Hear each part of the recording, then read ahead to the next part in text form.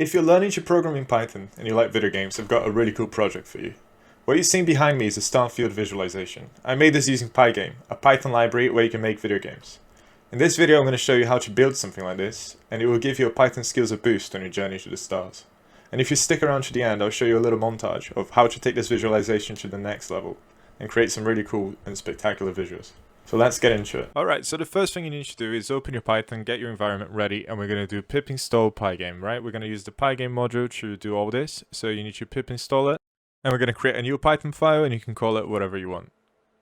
Now we just need to do import pygame, and now we can jump into the application. And now we're going to start defining the main loop of our application. This is basically going to be what keeps the program running and also ensures to update the screen at every loop and so on. So the first thing you want to do is just type in pygame init, and then you want to type in pygame display set caption, and then whatever name you'd like to call your file. So in this case, I guess our game is going to be called Starfield visualization. Now we define a screen, and you can do this by typing in pygame.displaySetMode, and we're going to need to define a width and a height. So I'm just going to go ahead and create those constants here on top of the file. And a pro tip for you guys is whenever you're defining constants, the usual standard way to do it is you always define them in capital letters like I'm doing here. So we're going to set our width to 1920 and our height to 1080p. And we can just pass those parameters into our set mode function. Next, we're going to create a variable called running and set it to true. And we're going to call pygame.displayUpdate. And the next thing we're going to need to do is go down here and type in if _name equals main, like I've done here.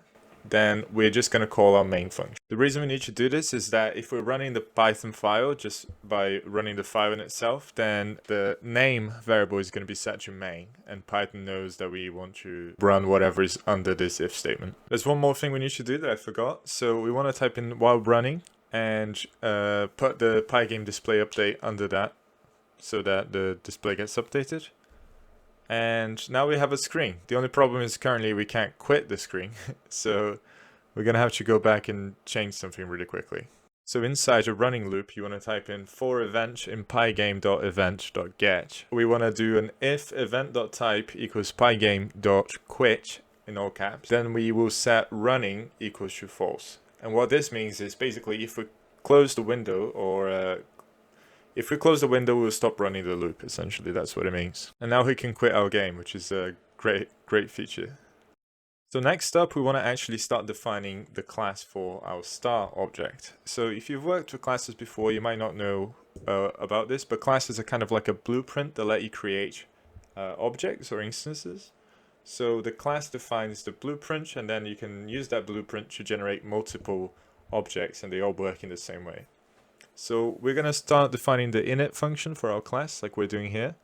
And I'm going to do self.x and self.y. Let's set it equals to 0, 0 for now. So those are the x and y coordinates of our star. So this is going to be important for when we render it on the screen. We're also going to give it a speed. And right now I'm just going to set it to a random number. And you can use the random.random function from the random library, which I haven't imported yet, and I'm going to do it in a second. And I'm going to times it by a new constant I'm also going to define called average speed. So now if you go up to the top of the file, I can put in my average speed constant there and set it equal to a value. And also I need to import random. So let's do that.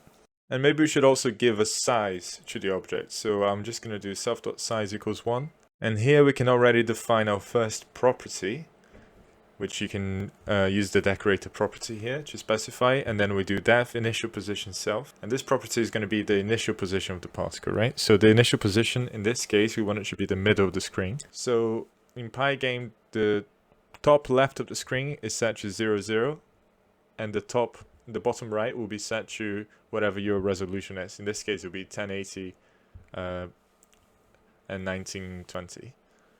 So if we want the middle of the screen, we have to divide those both these values by 2. So this is what we do here. Now we can create an update loop for our star. We do def update self, and this is going to be called every frame, right? So every frame we want to update the position of the particle. So self.x plus equals self.speed. But in this case, we haven't defined an angle yet, right? So maybe it would be good to have an angle as well. So the x position is going to get multiplied by the speed times the cosine of the angle, and the y position is going to get updated by the speed times the sine of the angle. But this angle we haven't defined yet, so we need to define the angle now. So we go back to our init function and we give it an angle by typing in self.angle. And in this case, I think we want an angle that is between 0 and 2 pi radians. If you guys are familiar with radians, you know what I'm talking about. But you can just do random.random times math.pi times 2. And we need to import the math library now. So we can go up to the top of the screen and just type in import math.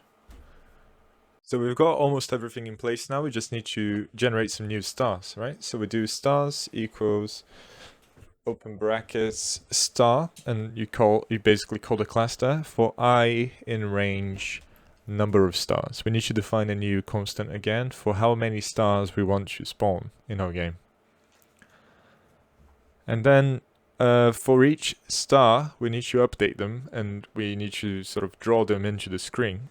And we can do this in our running loop. So for star in stars,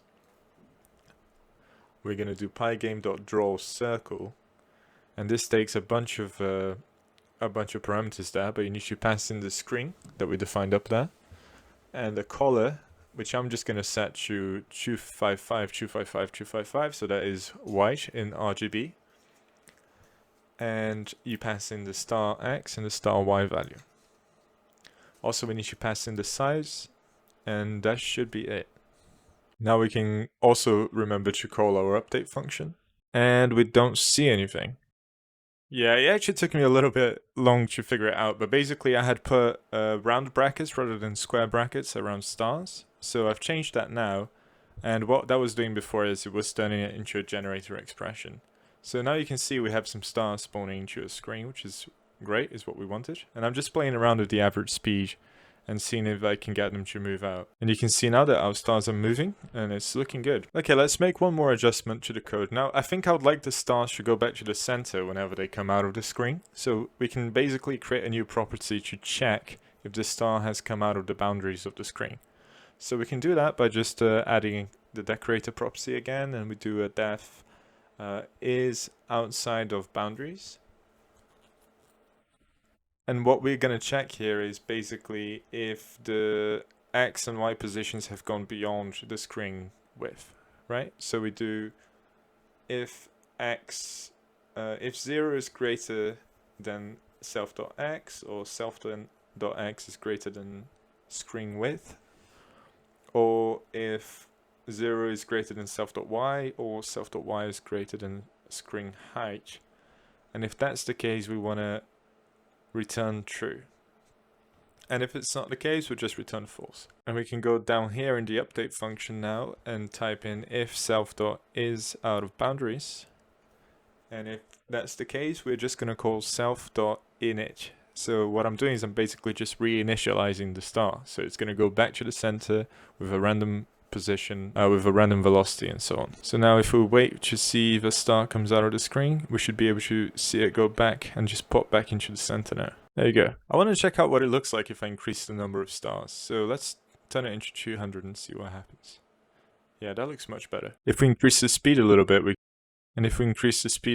we can see them popping back into the screen a lot more clearly. So there you go. They just circle back into the middle now.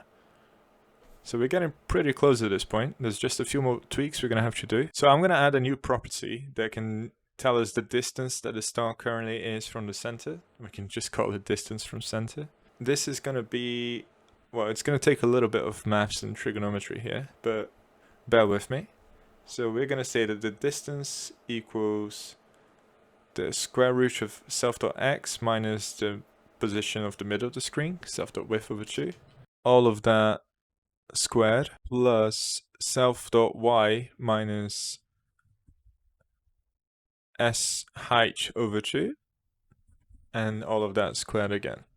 Now the problem with this function right now is that if the stars start at the center, then this is gonna try and give the square root of 0, and I think this is gonna cause an overflow error, which it's not the best thing. So let's wrap it around the try except block. And we're going to catch either an overflow error or a zero division error. We don't necessarily need to catch those two, but this should do. And if that's the case, we're going to return 1. Also, I'm going to cap the distance to always return at least 1. And I just do this to simplify a little bit of the maths. And the way you can clip something like this is if you do max of the output and 1, you know, you can have a return value that's smaller than 1. The whole purpose of calculating the distance from center is that we can now go to our update function and we're going to multiply our speed by the distance from center and this new constant I'm making called the speed exponent. We've set it to 2 right now. And what this does is the further something is from the center, the faster it's going to start moving. And that's what gives us that cool kind of parallax effect that makes things look like they have depth, basically. And the last modification we're going to make to achieve that effect is we're going to make it so that the size changes whenever something is moving faster. So it looks like it's closer to you.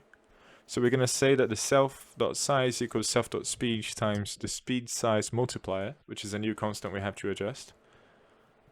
And we're also going to cap the size so that it doesn't get smaller than 1. So we do max of the size and 1. And now we just create our speed size multiplier and set it equal to, say, 100 for now. We can adjust our average speed a little bit. And now we're much closer to what we're aiming at. Maybe we need to make some adjustments, maybe reduce the average speed a fair amount, and maybe increase the speed size multiplier. Let's try that. Right, so it looks much better now with a lower speed. And you can see we really get that cool parallax effect of the stars coming towards you. So let's try and change the speed size multiplier a little bit to 1000. And this is much closer. Yeah, this is it.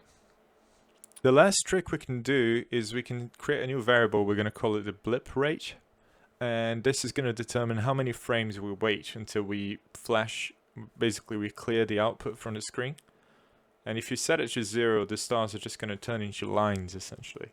But if we make it so that it only resets every 8 frames, say, then we're going to get that kind of nice trail behind the stars. So what we do is we create a new variable called time, set it equal to 0. And then while running, we increment time by 1. And if time mod blip rate equals 0, then we do screen.fill black, and a new color I've defined. And now what you might not be able to notice, but what you have is this very subtle trail effect that is being caused by us taking a little bit longer to blip the screen. And it looks very cool. So this is basically it, guys. You now have your Starfield, and you can start modifying and playing around it.